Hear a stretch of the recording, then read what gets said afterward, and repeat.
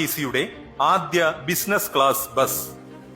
രാജ്യത്ത് ആദ്യമായാണ് സംസ്ഥാന സർക്കാർ നിയന്ത്രണത്തിലുള്ള ട്രാൻസ്പോർട്ട് കോർപ്പറേഷനുകളിൽ ബിസിനസ് ക്ലാസ് ബസ് സർവീസ് ആരംഭിക്കുന്നത്. ബിസിനസ് ക്ലാസ് സർവീസിന് വേണ്ട എല്ലാ ആധുനിക സൗകര്യങ്ങളും ഇതിൽ ഒരുക്കിയിട്ടുണ്ട്. എല്ലാ സീറ്റിലും ഇന്റർനെറ്റ് സൗകര്യമുള്ള സ്ക്രീനുകൾ, ഹെഡ്സെറ്റ്, ഫ്ലൈറ്റിലേതിന് തുല്യമായ സീറ്റുകൾ, വൈഫൈ കണക്ഷൻ, ഭക്ഷണം, ശുചിമുറി സൗകര്യം, ബസ് ഹോസ്റ്റസ് സേവനം തുടങ്ങിയ സൗകര്യങ്ങൾക്ക് പുറമെ ബസ് എവിടെ എത്തിയെന്നും അടുത്ത സ്റ്റോപ്പ് ഏതാണെന്നും അതത് സമയങ്ങളിൽ ബസ്സിലെ സ്ക്രീനിൽ തെളിയുന്നതാണ്.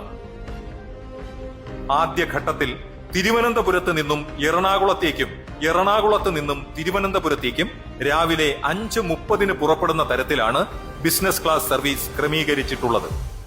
ഇതേ രീതിയിൽ വൈകിട്ട് 5:30 സർവീസ് ലഭ്യമാണ്. നിലവിൽ എറണാകുളം വരെ ആരംഭിക്കുന്ന സർവീസ് വൈകാതെ തൃശൂർ വരെ ദീർഘിപ്പിക്കുന്നതിനായാണ് KSRTC ലക്ഷ്യമിടുന്നത്. ടിക്കറ്റുകൾ ഓൺലൈനായി ബുക്ക് ചെയ്യാവുന്നതാണ്.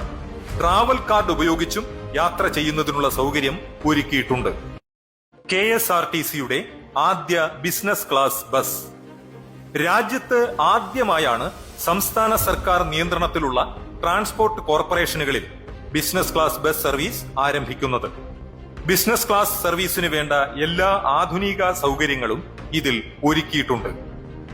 എല്ലാ സീറ്റിലും ഇന്റർനെറ്റ് സൗകര്യമുള്ള സ്ക്രീനുകൾ, ഹെഡ്സെറ്റ്, ഫ്ലൈറ്റിലേതിന് തുല്യമായ സീറ്റുകൾ, വൈഫൈ കണക്ഷൻ, ഭക്ഷണം, ശുചിമുറി സൗകര്യം, ബസ് ഹോസ്റ്റസ് സേവനം തുടങ്ങിയ സൗകര്യങ്ങൾക്ക് പുറമെ ബസ് എവിടെ എത്തിയെന്നും അടുത്ത സ്റ്റോപ്പ് ഏതാണെന്നും അതത് സമയങ്ങളിൽ ബസ്സിലെ സ്ക്രീനിൽ തെളിയുന്നതാണ്.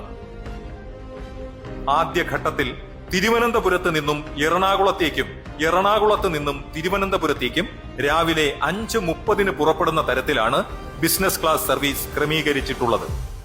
ഇതേ രീതിയിൽ വൈകിട്ട് 5:30 സർവീസ് ലഭ്യമാണ്.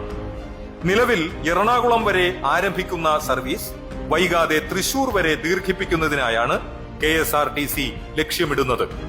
ടിക്കറ്റുകൾ ഓൺലൈനായി ബുക്ക് ചെയ്യാവുന്നതാണ്. ട്രാവൽ കാർഡ് ഉപയോഗിച്ചും യാത്ര ചെയ്യുന്നതിനുള്ള സൗകര്യം ഒരുക്കിയിട്ടുണ്ട്.